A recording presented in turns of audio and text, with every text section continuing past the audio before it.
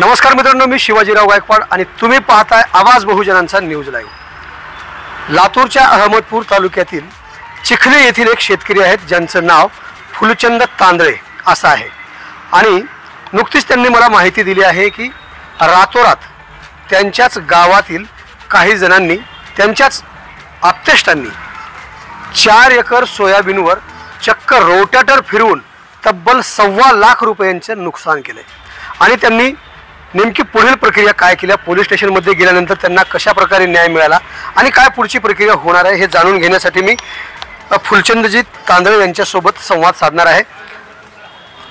काय नेमकं झालं फुलचंदजी, नेमका तुमच्यासोबत काय प्रकार घडला? दिनांक 13 रोजी 11 वाजण्याच्या सुमारास माझ्या किनगाव येथील जमिनीमध्ये माझे भाऊ आणि पुतणे यांनी मिळून माझ्या 4 एकर जमिनीवर सोयाबीन पेरलेले रोटर फिरलेले आहे। माझे 1,25,000चे नुकसान झालेले आहे। मी SP ऑफिसला तक्रार दिली, त्याने घेतली व किनगाव पोलीस स्टेशनला भेटा म्हणून सांगितले। मी अर्ज किनगाव पोलीसला दिला असताना त्या फौजदारने माझा अर्ज घेतला नाही। मी पुन्हा SP ऑफिसला भेटणार।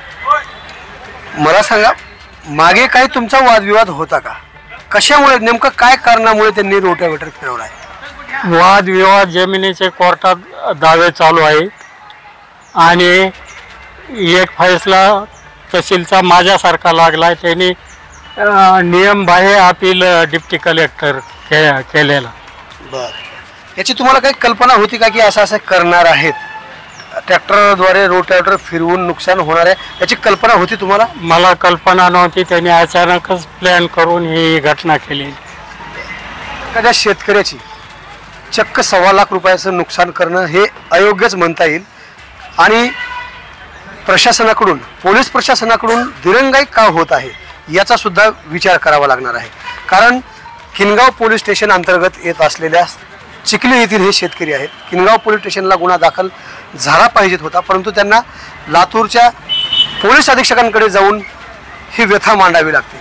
नेमकं पोलीस प्रशासन कशा पद्धतीने या शेतकऱ्याला न्याय देते हे मात्र पाहावं लागणार आहे।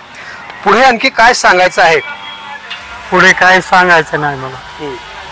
मी पोलीसची गुन्हा रजिस्टर करण्याबाबत पिछा करणार। इथून पुढे जरी तुमची जर समजा दखल नाही घेतली तर मग काय भूमिका घ्याल?